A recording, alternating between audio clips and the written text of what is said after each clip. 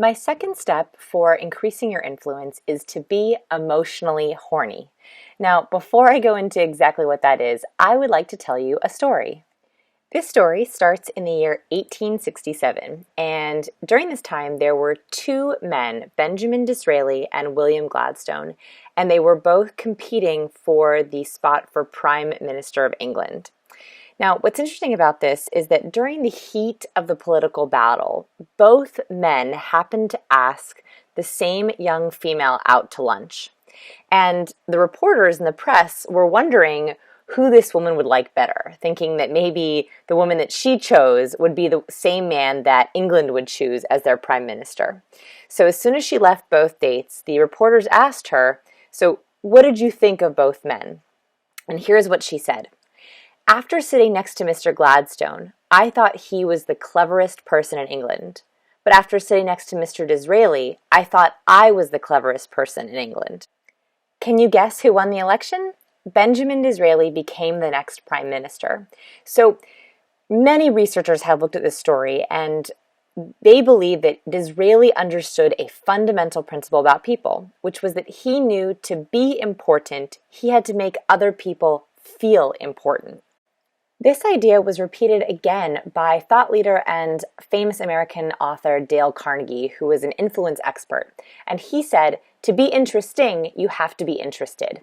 So step 2 is all about this idea that what people find the most interesting is when you are interested in them.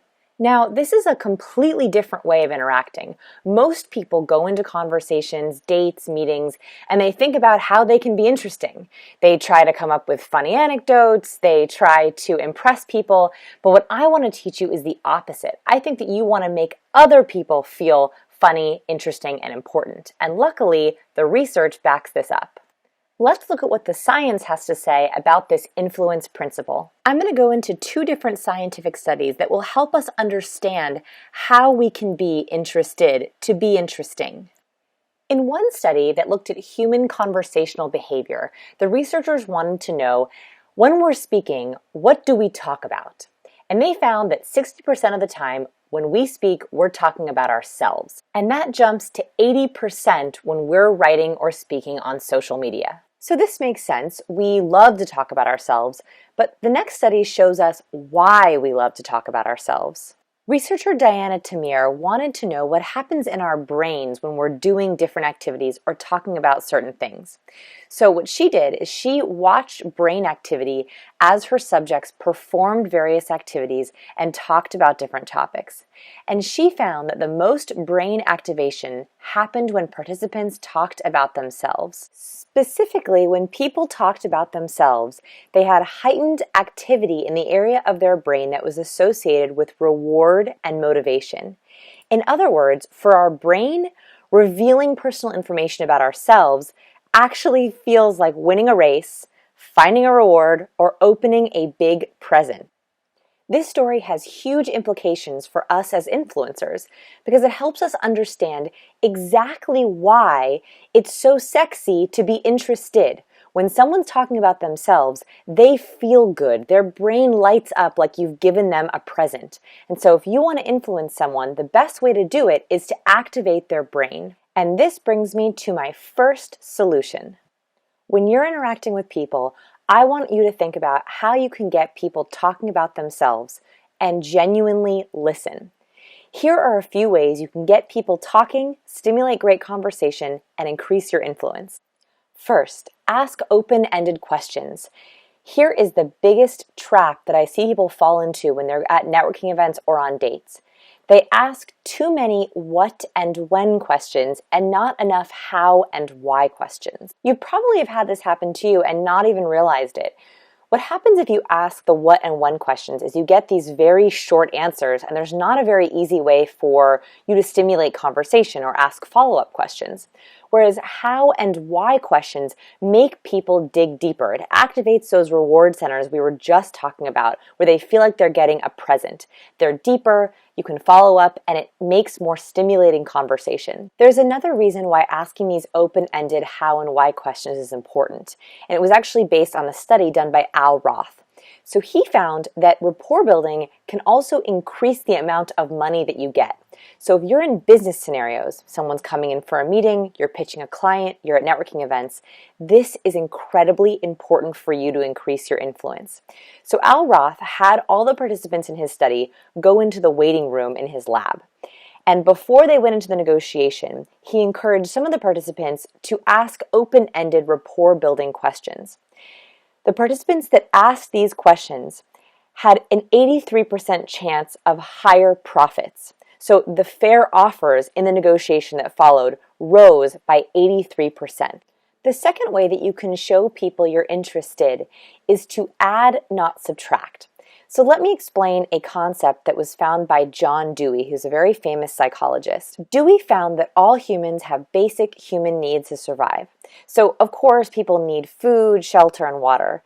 But besides that, Dewey found that people have one other major need, and it's to feel valued.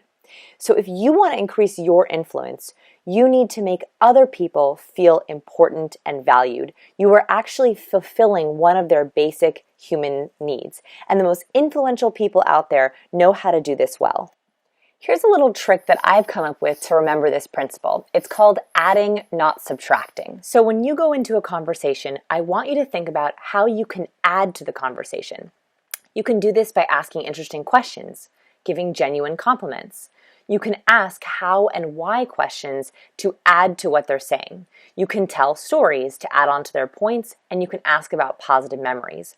What you want to avoid doing is subtracting. So subtractors criticize, they complain, they disagree or say no, they gossip, or they scope the room for someone better to talk to. In other words, when they're in an interaction, they're not contributing to it, they're taking away from it. I've listened to and coded hundreds of conversations that influencers have had with colleagues, friends, and strangers.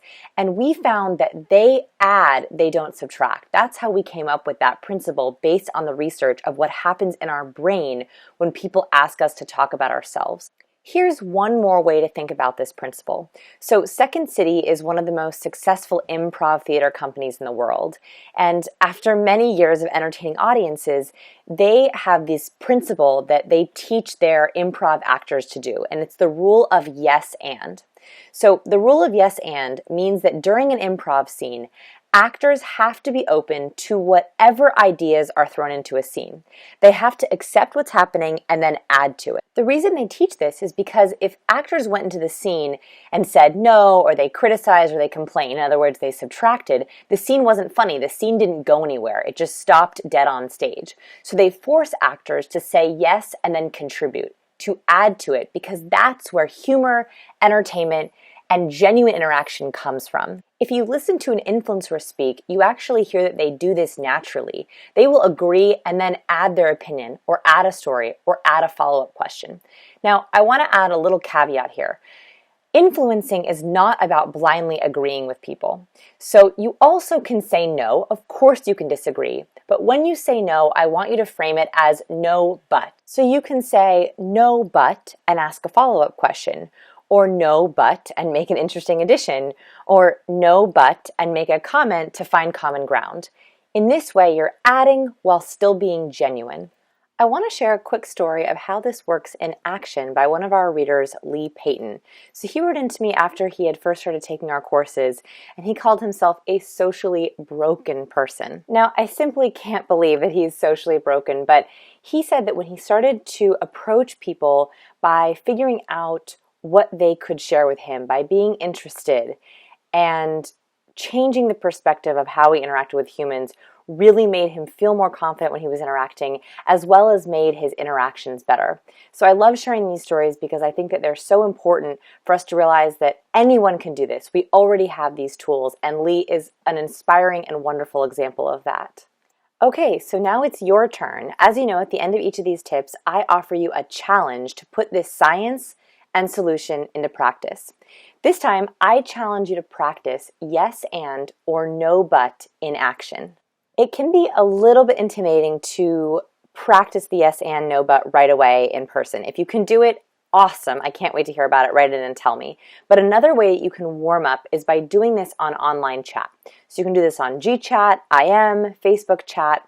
So what I want you to do is first log into your favorite chat client.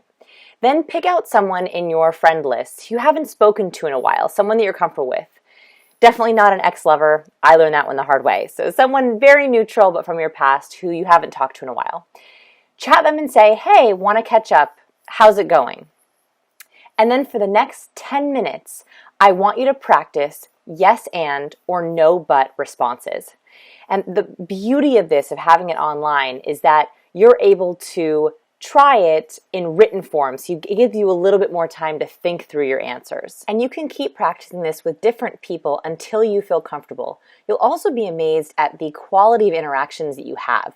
People will say, it's been so great talking to you, or they'll ping you the next day and say, hey, want to pick up this conversation where we left off, because that kind of interaction is very deep, it's very authentic, and it's a great way to increase your influence so people remember you more. So once you feel really good about it, you've practiced it online, then you can try it in person.